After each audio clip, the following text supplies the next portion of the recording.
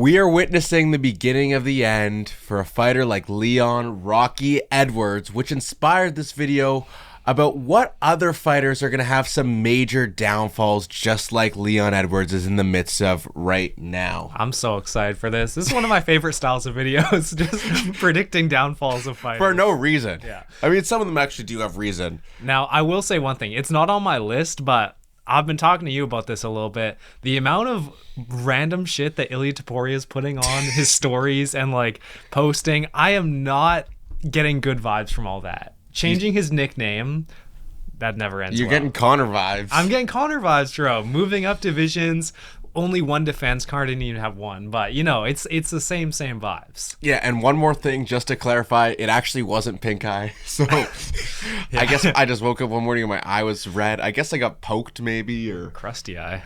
I don't know, but It's weird. it was not pink eye, so we're good. Yeah. Oh, My girlfriend didn't fart on my pillow. I like that you're wearing pink to celebrate. It's just to make sure it's faded away. Right. I can't tell. It blends in. All right.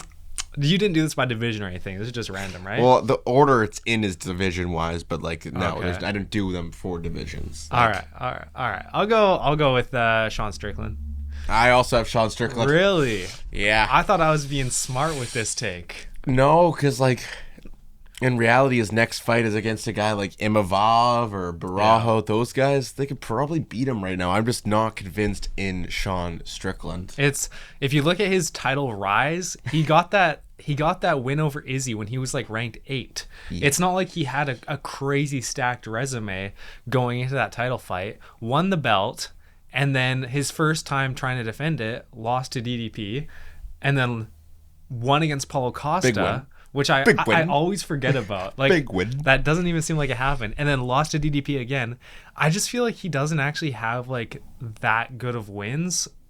I just don't think he's that guy. Yeah, he has the Adesanya win. Yeah. And that's like the highlight of his career. Yeah, and I think it will be for all time. Yeah, well, it's not even like he has like even like a Whitaker win. Mm-hmm. I think like that's or like a guy like Cannonier. You know, he fought Paulo Costa when Paulo Costa was 11-2. I think with the Whitaker fight, he could maybe win that one. Yeah, I think just one with the state of Whitaker's chin, but also Strickland doesn't have the fight style to take advantage of someone's chin. He don't really punch that hard. He ain't knocking nobody out. I just feel like you're never gonna get back to that highlight of your career, knocking out or dominating Adesanya for 5 rounds.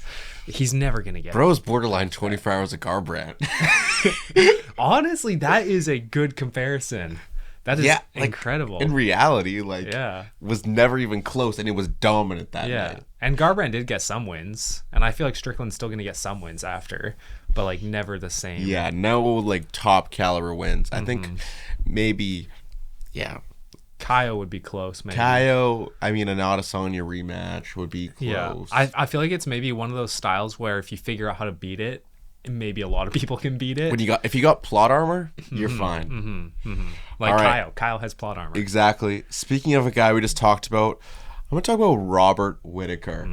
I just struggle with the chin on him at this point in his career. You know, and we have guys emerging in the middleweight division in the guy that beat him, Khamzat Chimaev, Imavov, Barajo at the top, and at this point, I don't think Whitaker has a strong chance against guys like Imavov and Barajo. Imavov. I think this is the only time I've ever like been on Imavov's side. You know? He's one of those fighters where he's like a young Sean Brady. Yeah, so like when the video you did solo while I was out, it was the best striker in every division. I didn't watch it, but I had Imavov as the middleweight striker. Did you have him? No, I had Drickus. Put some respect on the K1 kickboxing champ. Imavov. I know he's good. I'm high on him. I'm high on him. All of a sudden, overnight, just pink guy. Imavov. No, I picked Drickus because he low-key is just beating up everyone. Yeah, like it's hard to deny him anymore. Yeah, but Imavov did KO Izzy like in 2 rounds, which is kind of gnarly if you think about it. Nuts. But back to Whitaker. Yeah, basically just the chin and age. You know, and if you're getting older and your chin's getting worse, not really a recipe for success inside of the UFC. Yeah, and that division is getting better. Yeah, it's not like a flyweight. Even guys at the bottom like Fluffy who have just elite grappling Guys like Delitse, Elite Grappling. Yeah. If anyone gets a face crank, I'm looking away. I'll just look away, bro. All right. My next fighter, I'm going to go with Michael Venom Page. No. Yeah. Bro. I saw a thing talking about how he's the coolest fighter in the UFC. Just casually goes up to 185, fraud check Shara Bullet. I mean, that was cool, but post random Instagram reels. Yeah, converts to Muslim randomly. I do think that he's a good fighter, but it's just they signed him too late on in his career. He's like 37, bro. He's old, and he has a style that requires so much fast twitch muscle fiber and just like in and out. And I think he still does have it, but he's not going to have it forever. I can't see him being 39 and having this insanely fast pace work for him against anyone in the rankings. I think it's another one of those styles where if you go up against any sort of grappler or anyone who can, push the pace, push him back, he is not going to be able to win. He just can't handle that, which is totally fine. He's an exciting fighter, but I think that, if you're expecting him to move up the welterweight rankings, it's never going to happen. Well, I think at this point too, the UFC kind of knows that he's almost in there for featured fights, big fights, but against non-ranked, big name fights. He's a name value guy. Like, they're not actively going to try to push him up the welterweight rankings because he just wouldn't cut it up there. He would struggle with guys like Prates and Morales at 13 and 12. He's not there to go and may go on a title run inside of the UFC. He's there for name value. He's there to bring maybe English eyes into fights, and just be there to put on exciting fights. A guy that trash pay-per-view, trash fight night, let's throw MVP on there. Let's try to spice it up and make it more exciting. It's a name that everyone recognizes. Exactly. And he hasn't gotten a single finish yet in the UFC. For this like crazy fighting style, he hasn't gotten a finish. So, it is what it is. Fair enough.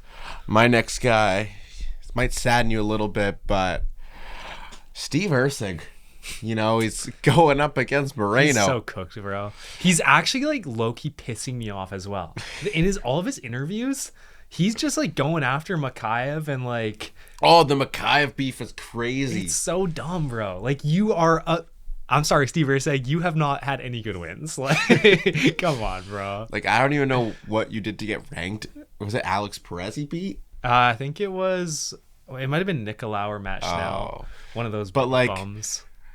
Yeah, like he's going up against Moreno. Gonna lose. Like I'm predicting Moreno to win that fight. It has to be. That's already this week, like this weekend, yeah, right? I'm gone. Oh, don't care. It's Mexico, bro. There's like and then one good from fight. there, it's like, where does he go? Next fighter, I'm gonna go with Renato Moicano. I have Renato Moicano on here too. He is so cooked, bro. He's fought everyone in featherweight and lost to most of them.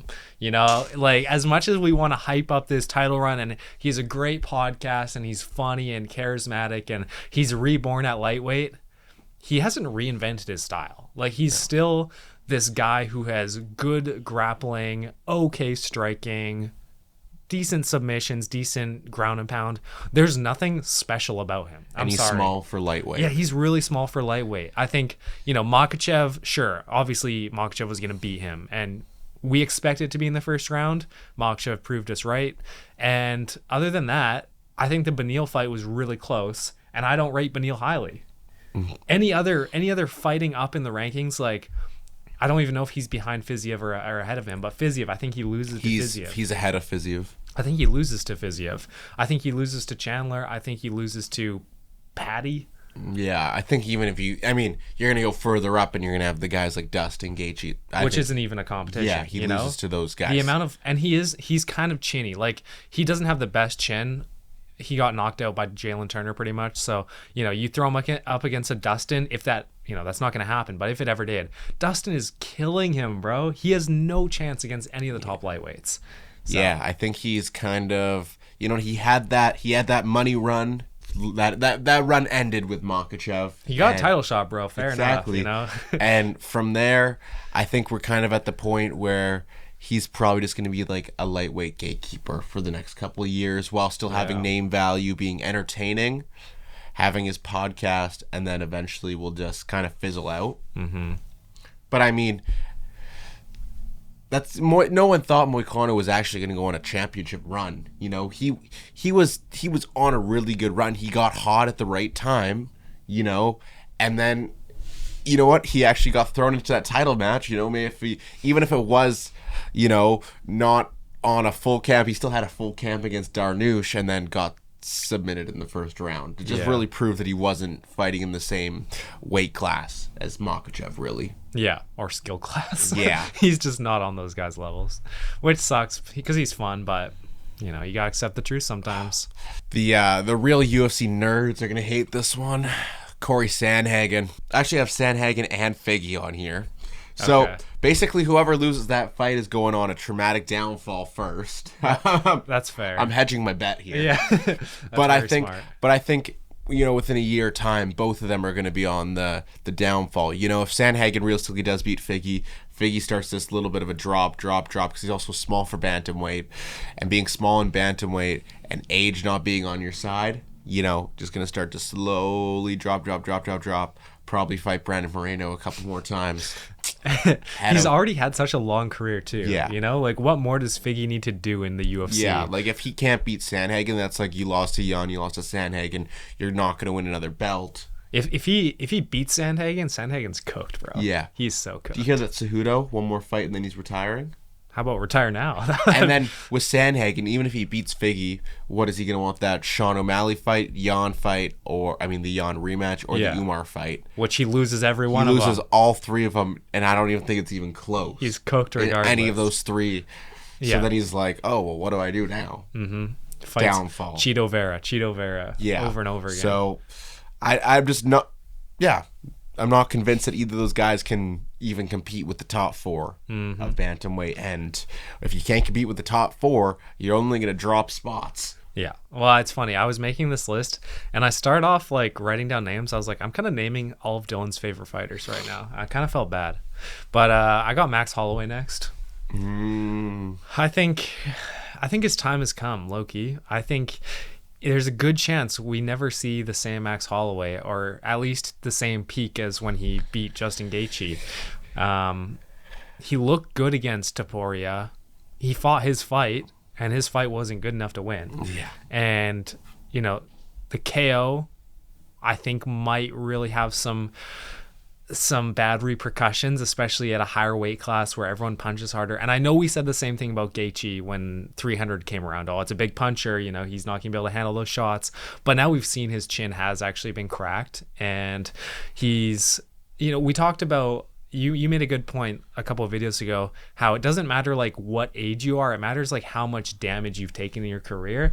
It doesn't matter that Max is only like 33, but he started when he was so young. He started when he was like 21. Yeah. And he's always had fights where he goes the distance and he takes massive amounts of damage, and sooner or later, no matter how good of a chin you have, like your brain just can't handle it anymore. Well, yeah, now we have fighters coming in at 26, you know, 27, 28. They're making their debuts then inside of the UFC.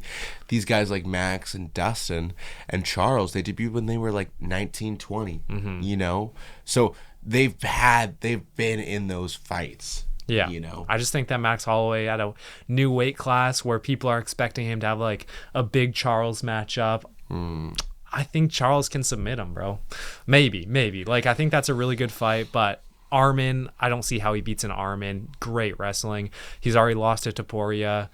Dustin, you know, I think he probably loses again to Dustin as well. It's just all tough matchups. That's why I like there. the Hooker fight for him the most, for that BMF belt, and I think that the time frames match up for both of them. Yeah, and he probably wins that. Maybe a safe pick, probably the safest pick, Kamaru Usman. When you don't fight for 2 years and you're getting older and your body's broken down and welterweight's maybe better than it's ever been. Yeah. It's not really in your favor. He said that the guys he wants to fight the most in the division are Sean Brady first. Yeah. Second, Shavkat. Third, Joaquin Buckley. Yeah. Bro, come on. Joaquin Buckley's the only realistic one that you're getting. Yeah. Like, they're not giving you... I mean, maybe Sean Brady. No, come on. You give Usman Sean Brady, and then Usman's the number one contender again? Hell no. It's over for Usman, bro. Yeah, it's Buckley. Pack it up, bro. Pack the bags. You're leaving. Back to the podcast studio, man. Yeah, I just think it's as simple as old, body's worn down. Yeah. Division's better. He's had a head kick KO loss. Yeah, the chin's getting worse. Yeah. He's already, we also then saw him lose to a guy like Chimaev. Mm-hmm. I forgot about that. But how about we do Usman versus Leon Fora? Hey, call me crazy. 2 washed fighters. Yeah, in the GFL maybe. Yeah. Like. Imagine main event of a fight night in London. 5th round, Leon's down 4. Headshot dead, bruv. Again. And then the Leon clip farmers go crazy. No. That would be hype. Okay, how many more do you have left? Because I still have a couple. I think I have 2 more. Okay, well, how about Lerone Murphy? Ooh. Even though he's undefeated, we know this year is not the year to be an undefeated fighter. Loner Kavanaugh, because he's absolutely goated and cracked out his mind, was able to hang on to his O. Dude, this means Josh Emmett coming for him. Josh Emmett a lock. Josh Emmett's such a lock. What is that? That's at like Kansas City? Yeah, I think that's not like... Or it's Des Moines, Iowa or some... Is that the May 2nd one or is that the one after? Bro, it's in some flat earthed city. It's in within the next month-ish. Yeah, but I'm really looking forward to that because Lerone Murphy has not proven very much to me. His best win is Dan Ige and Edson Barboza, who almost upkick KO'd him, which was hilarious. It was so funny. At the end of round 1, that's the only time I've ever seen an upkick be effective. He caught Lerone Murphy on the chin. Lerone Murphy collapsed on him, and then the round ended. It was hilarious. I'm just not sold on this guy's grit or kickboxing. Young Leon Edwards, it's not looking good for you, bro. I can't get behind the hype train. Yeah, I don't know. I think I struggle to see a major downfall because like I think one thing I tried to do is get guys who are higher in the rankings so that they could drop. Lerone's like at the bottom of featherweight. Is he 11? I think he's been pushed up. He might be, yeah. I mean, by the time Ilya, Max are gone, he's at 9. You know. Well, let's take a look here. So, Lerone Murphy Where's he 13? He's 10. Whoa, what? He was at 13, and then all of a sudden he just moves up. He beat like rank 14 Dan Ige, and now he's at 10. This is haram, brother. So he's technically like the 8th best featherweight in the world. Yeah, because Max and Ilya aren't even in the division anymore. Yeah, and then after Lopez beats Volk, he goes up to lightweight, 7, basically fighting for the belt. At this point, yeah. This division's so cooked, and people were hating on us. Were they? I swear people were hating on us for hating on this division, but this division's so cooked. It is. So he could... I think he might be able to squeak out a win over Giga, and that's about it. I'm sorry, but we are potentially one fight. Like if Volk loses to Lopez, he's not staying in featherweight. From having Yair Rodriguez as the 3rd best fighter in a division, if he can get through Josh Emmett, he's smooth sailing all the way to the belt. No, but he loses to Yair. He loses to Brian Ortega. Obviously, we don't know with what level they're at right now. No, trust. I gotta believe in the old heads. He loses to Lopez for sure. Yeah. All right. Lopez loses to Volk. Real ones know that. My next guy, Jamal Hill. I had the same one. Yeah. I just struggle to find people at the top of light heavyweight that he can beat. And then I think obviously when you go down, like if he went and fought a Dominic Reyes, you'd have to think he's beating Dominic Reyes. One would think that he can be a Dominic Reyes. But honestly, like, I want to do a video where we just talk about, like, how the hell did these people become champions? How did Jamal Hill become champion? Sean Strickland become champion? Like, there's so many guys who it's like, you did not deserve that belt, the bro. no title defense guys. Even low-key, like, Whitaker. Aljo. Well, obviously we know the need of the dome. Yeah. That's still pisses me off. Yeah. But yeah, Jamal Hill. There's nothing good about him anymore, you know? We were saying, oh, he's more technical than Yuri. He's more defensively sound, better straight punches. He's just not good. It doesn't matter. He's not a good UFC fighter. Yeah, well, light heavyweight does. You don't really require to be a good fighter to get to the top 5 of light heavyweight. Take Rakic, for example, you know? Oh, I was going to text you all day about it. Rakic is finally out of the top 5. He's number 6. No. Yep. No. Number 6. Oh, my goodness. Oh, Alberg, of course. Of course. Number 6, Rakic. At this point, move Roundtree above him, too, for no reason. Please. Dang. That's crazy. Yeah. Number 6. Also, they did our boy Jan dirty, bro. They did him dirty. Checked him down 2 spots. They did him dirty, man. He should have won that fight. Come on. Dude, he should have. Old man Jan. I'm sad about that. I know everyone else was too. Like, as much as Carlos Ulberg, people talk about him like he has hype, no one likes him, bro. When have you met a Carlos Ulberg fan? Yeah. And then he's like, "Oh, avenge the Adesanya loss from years ago." Did he say that? They talk about it on social media. You're not that guy. His city kickboxing training partner. Shut up, bro. I hate that gym. He lost the fight. He lost that fight. Everyone knows in the comments. Everyone knows that's true. All right, moving on to our last one. Yeah. All right, this is another one where you're just gonna hate me, but I have to say it because I truly believe in it. I think Shavkat. I think he might turn into a glass cannon who can't recover from injuries. You know, obviously still a very skilled fighter, but just it seems like the amount of injuries he goes through, maybe he never comes back the same. I think it's a trash take. I know you will, but, you know, look at his performance against Ian Gary. It wasn't that impressive. I was personally, call me crazy, I wasn't impressed for Shavkat smudging him up against the fence for 3 rounds. That's how he won the fight. Like, being honest, he landed maybe 2 big shots in the first round, won the first round. The other rounds held him up against the fence and landed 1 more good strike out at distance. Like, that's how he's winning the rounds against Ian Gary. Win's a win. Win's sure, a win. yeah. Win's a win. Yeah, a win is a win. You know, a win is a win. Win is a win. But it's Ian Gary. We don't know how good Ian Gary is yet, so it's hard to say if that's good or bad. I just think that he low-key might get beaten by Bilal, JDM. He probably beats an Usman. You know, he's a blockhead, man. Where's the defense at? If he learns some defense, I'll give him some cred. But I just don't love his chances at moving up the ranks and, you know, moving up the ranks. He's number 2. He's number 2. Yeah, becoming a champion. Like, I just don't see how he stays active. It's been too long at this point of him going out with injuries. I'm done with Shavkat. I'm done hyping him up and saying that he's the next guy at welterweight.